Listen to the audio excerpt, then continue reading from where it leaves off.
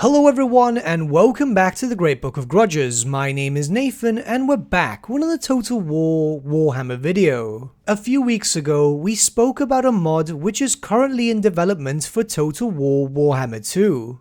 A rather ambitious mod, footage of which can be seen on screen right now, which is set to implement the Supreme Lord of Undeath, Nagash himself. Today I have some more news, as one of the channels associated with this mod has recently uploaded an update video, so let's not waste any more time and jump right in.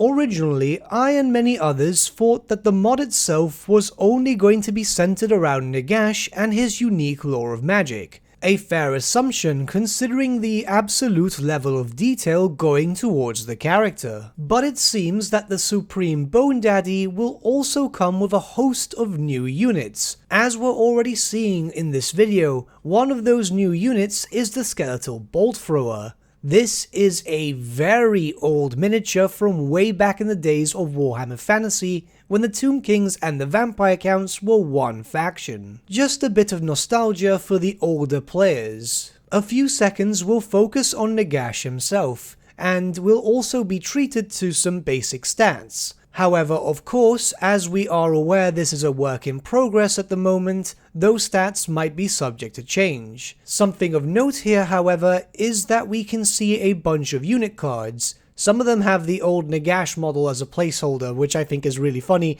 but we can see that work is already underway for the unit cards, and they're starting to look quite good.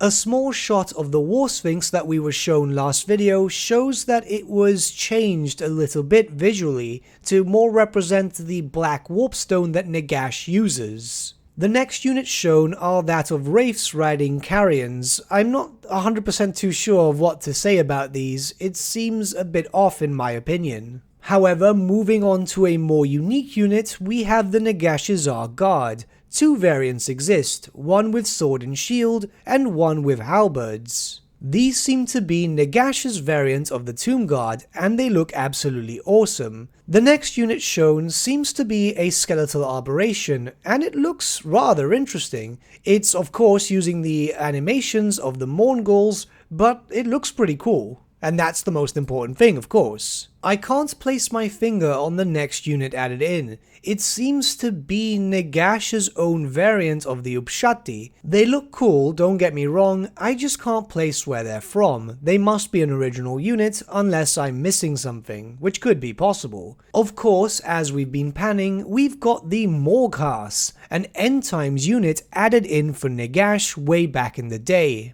I'm actually really hyped up to play as these units. They worked in lore in a very similar sense as corrupted Death Angels. And it looks like we're getting the two variants that were added in for the tabletop. I'm really hyped up for these ones. I have a bunch of the miniatures myself, they're just really fun to paint.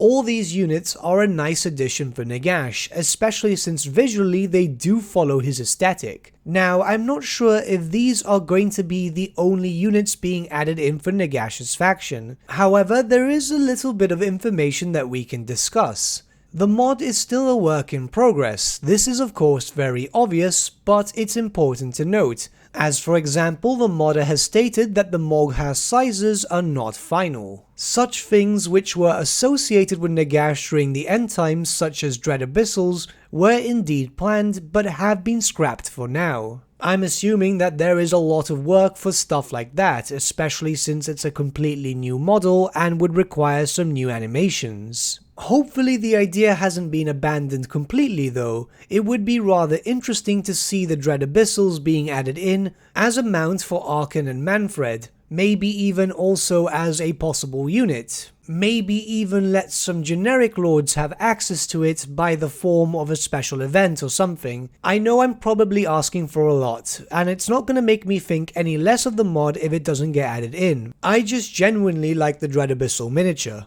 And finally, the mod itself is around 20% done. Yeah, guys, it's going to be a while until we can actually play this. However, looking at it, it's looking absolutely fantastic. And of course, projects such as this, which will require new animations, new models and so on, would not be completed quickly without looking as good as it currently does. Something like this would be worth the wait if it means that it's gonna look this damn good. And let's be honest, a lot of modders lately have been churning out a lot of fantastic mods.